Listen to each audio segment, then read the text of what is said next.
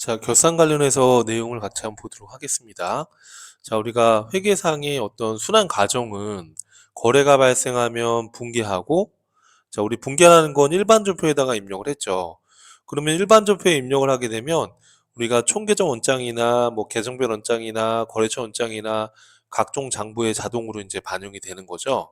그래서 우리가 이론상으로는 분기하고 T계정에다가 전기하고 그리고 오류 검증을 위해서 시산표를 작성하는데, 자, 수정 전 시산표가 있고 수정 후 시산표가 있죠. 자, 이거는 어떤 개념이었어요, 여러분? 자, 우리는 12월 31일 날 한 번에 기말에 수정 분기를 해주는 것들이 있었죠. 그래서 기말 수정 분기 어떤 게 있을까요, 여러분? 감가상각에 대한 회계 처리라든지 단기 매매증권을 기말에 평가한다든지 또는 상품 매출원가에 대한 분기라든지 이런 것들을 12월 말일자를 기준으로 우리가 기말에 수정 분기를 해준단 말이에요. 그래서 기말에 수정 분기를 하기 전 시산표와 후 시산표로 이론상 구분해 볼 수 있는 거죠. 자, 그리고 나서 장부를 마감해서 재무제표를 만드는 거죠. 우리 손익계산서 재무상태표와 같은 재무제표를 만들게 된다. 그래서 이번 시간부터는 이제 기말에 해야 되는 수정분기에 대해서 한번 해보도록 하겠습니다. 자, 그래서 이전 강의까지 일반전표 입력을 제대로 다 입력을 하셨다면 이렇게 수정 전 시산표가 조회가 된다는 거 이전 강의에서도 말씀을 드렸었고요. 그래서 이걸 근간으로 해서 우리가 기말에 해야 되는 것들을 한번 해보도록 하겠습니다. 자, 그래서 결산 과정은 기중에 처리하지 않고 기말에 일괄적으로 기말 수정 분기 또는 뭐 결산 정리 분기라고도 하는데요. 이걸 반영해서 재무제표를 마감하고 확정해야 된다라는 거예요. 자, 첫 번째 볼까요? 자, 합계잔액 시산표에서 현금과 부족 계정의 잔액을 확인해서 정리하라고 나와 있어요. 자, 그러면 우리 합계잔액 시산표를 한번 들어가 보시죠. 자, 들어가서 조회를 해주시면은 이렇게 수정 전 시산표가 나와 있습니다. 자, 현금과 부족 차변에 얼마가 돼 있어요, 여러분? 19만 원이 지금 되어 있으시죠? 이 19만 원에 대해서 내용을 알 수 없다라는 거예요, 지금. 자, 이렇게 12월 31일까지 이 차이가 나는 내용을 모른다 그러면 차변에 있던 현금과 부족 대변으로 없애고 뭘로 처리해요? 그렇죠. 잡손실이라는 비용으로 처리를 한다는 거. 그래서 차변의 잡손실, 대변의 현금과 부족이라고 해서 분기를 해주셔야 되는 겁니다. 이해되시죠, 여러분? 자, 그러면 일반전표 입력, 자, 12월 31일자로 들어가신 다음에 차변의 잡손실, 자, 19만 원이었죠? 자, 그리고 대변에 그렇죠. 현금과 부족을 정리해 주셔야 되는 거예요. 현금과 부족 이렇게 해서 정리 분계를 해 주시면 되겠고요. 교재는 195쪽을 보고 있습니다. 자, 여러분 이렇게 해서 이제 우리가 정리 분계를 하게 되면 자, 어떻게 시산표가 바뀔까요? 현금과 부족은 대변에 19만 원이 오겠죠. 그리고 영업의 비용 안에 잡손실이 들어오겠죠. 한번 확인해 볼까요? 여기서 조회를 눌러주시면 현금과 부족이 19만 원이 대변으로 입력이 됐고요. 맨 밑으로 내려보시면 영업의 비용 안에 잡손실이 생긴 겁니다. 이해되시죠? 이렇게 해서 우리가 기말에 정리해야 될 것들을 정리를 해주라는 거예요. 자, 두 번째 거 볼게요. 자, 12월 31일 단기 매매증권의 기말 시점에 공정가치는 60만 원이다. 관련 데이터를 조회하여 기말 평가에 대한 전표 입력하시오. 자, 계정 과목 및 조교 등록 메뉴에서 단기 투자자산 평가 이익을 단기 매매증권 평가 이익으로 변경해서 분기하라고 가정했습니다. 자, 그러면 여기 계정 과목 및 조교 등록으로 가서 자, 영업 외 수익으로 눌러서 단기 투자산 평가 이익을 단기 매매증권 평가 이익으로 바꿔달라고 제가 요청드렸죠. 자, 시험장에서는 단기 매매증권 평가 이익으로 반영되어 있을 거예요. 자, 단기 매매증권 평가 이익. 엔터 이렇게 쳐주시면 됩니다. 단기 매매증권 평가 이익. 이해되시죠? 자, 이렇게 한 다음에 조회를 눌러주시면 간격이 딱 맞춰져 있습니다. 단기 매매증권 평가이익 이렇게 해서 계정 과목 명칭을 고쳐서 한번 연습을 해보겠습니다.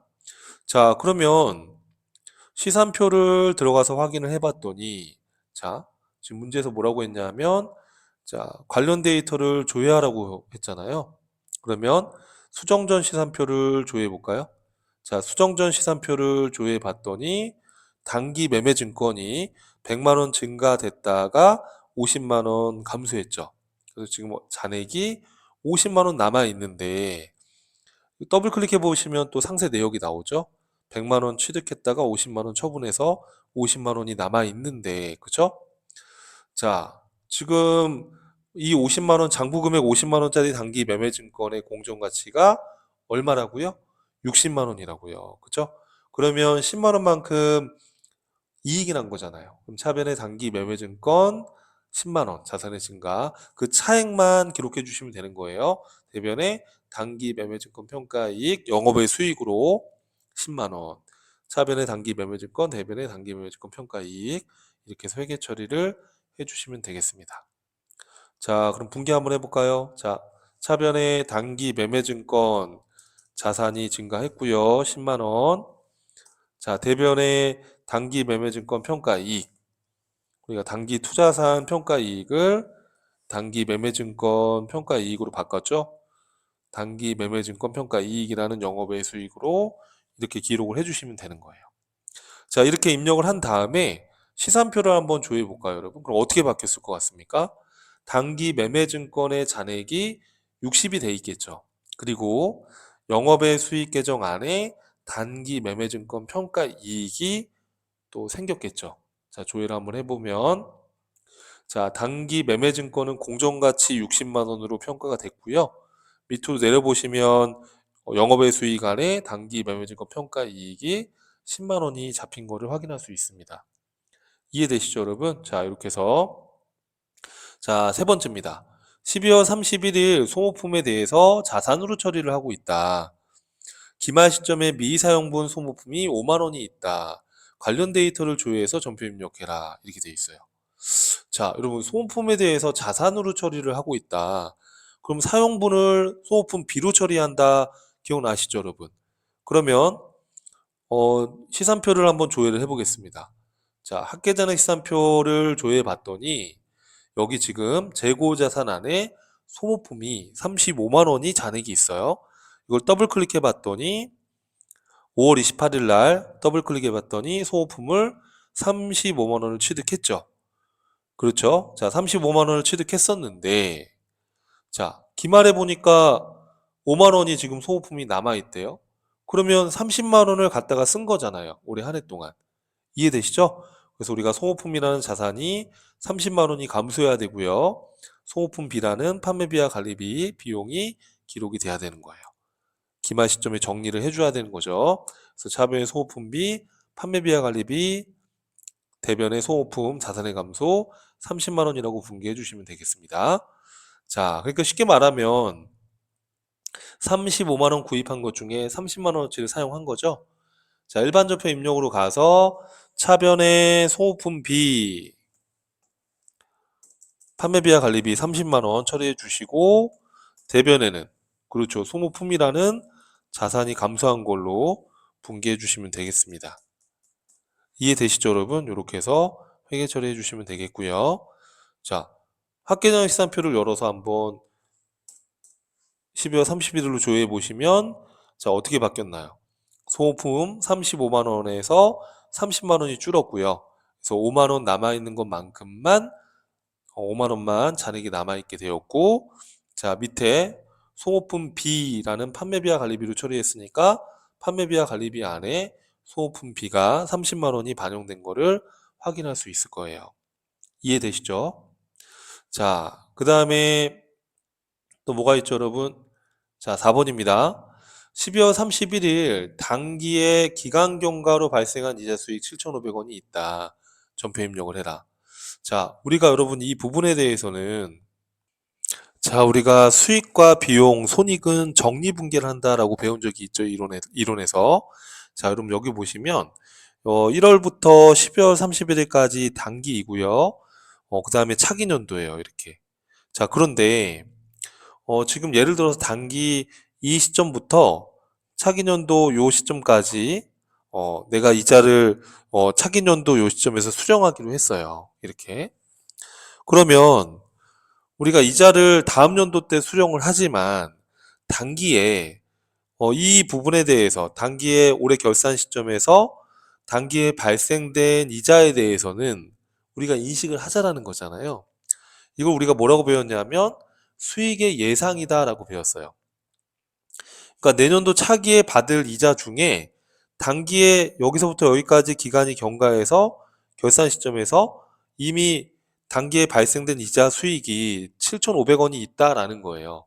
그럼 우리 이거만큼 결산할 때 현금이 들어오지 않았다 하더라도 대변의 이자 수익을 인식해주고 차변에 미수 수익이라는 자산으로 수익을 예상하자라고 했었죠.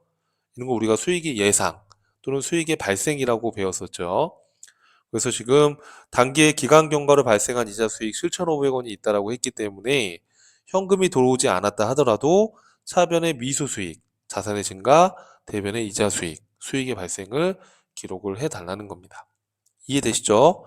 자, 그러면 일반 전표 입력으로 가서 입력을 한번 해보고 시산표도 한번 확인해 보겠습니다. 196쪽을 보시면 됩니다. 자, 차변에 미수 수익이라는 자산이 증가했고요. 그렇죠? 미수 수익이라는 자산이 증가했고, 자, 7,500원. 자, 그리고 대변에는 그렇죠. 이자 수익이죠. 이자 수익이라는 수익이 발생했다. 자, 이렇게 해서 분개를 해주시면 우리가 수정 후 합계자의 시산표 조회를 해보면 어떻게 바뀌었을까요? 자, 이렇게 조회해 보시면은 자, 여기 미수 수익이라는 자산이 7,500원이 잔액이 잡혔고요. 자, 우리 영업의 수익 안에 이자 수익을 더블 클릭해 보시면 자, 여기 7,500원이 12월 31일자로 이자 수익이 대변에 기록되어 있는 걸 확인할 수 있을 겁니다. 이해되시죠? 이처럼 우리 회계는 현금 기준으로 수익 비용을 인식하는 게 아니라 발생주의로 인식을 한다는 거예요. 자, 이 밑에 5번도 마찬가지죠, 여러분. 12월 31일 날 차입금에 대한 발생한 이자 비용이 13만 3,200원이 있다. 근데 아직 지급해야 될 날짜는 도래하지 않았지만 단기에 발생된 이자 비용이 13만 2,200원이 있다는 거예요. 그러니까 같은 얘기인데 단기 자, 이때부터 이때까지 이자 비용이 있는데 이 이자 비용을 차기년도 이 시점에 지급하기로 했다. 그렇다 하더라도 우리가 단기 12월 말일 시점에서 단기에 발생된 이 이자 비용에 대해서는 단기에 발생된 거니까 인식을 해줘야 되는 거예요. 이해되세요, 여러분? 그래서 지금 여기 단기에 발생된 이 부분, 지금 현금으로 지급하기로 한 건 차기년도이지만 단기에 발생된 이자 비용에 대해서 이 부분에 대해서 현금이 나가지 않았다 하더라도 우리가 비용을 인식을 해주자는 거예요. 그 차변에 이자 비용이라는 비용이 발생했고, 자, 아직 지급해야 될 날짜가 되지 않았다라고 했잖아요. 근데 비용이 지금 예상이 돼요. 그럼 그때는 미지급 비용이라는 부채로 인식해 주는 거예요. 이해될까요, 여러분? 미지급 비용이라는 부채로 인식을 해준다. 이걸 우리는 비용의 예상 또는 비용의 발생이라고 배웠었죠. 자, 그래서 이 분계를 우리가 한번 해주자라는 거죠. 자, 그러면 12월 31일자에 차변에 이자 비용, 자, 이자 비용이 발생된 게 있다라는 겁니다. 자, 그 금액이 얼마라고 가정을 했냐 하면 13만 3,200원이다 라고 가정을 했어요.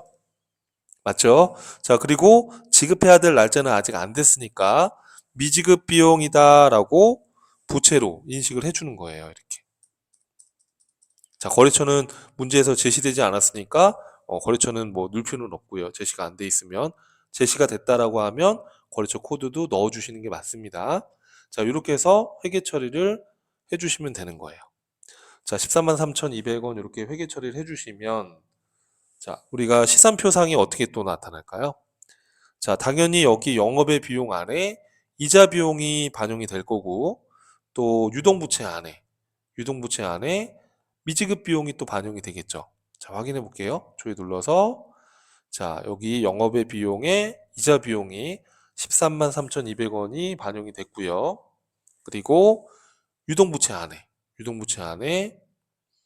여기 미지급 비용 13만 3,200원이 부채 잔액이 반영되어 있는 걸 확인할 수 있을 겁니다.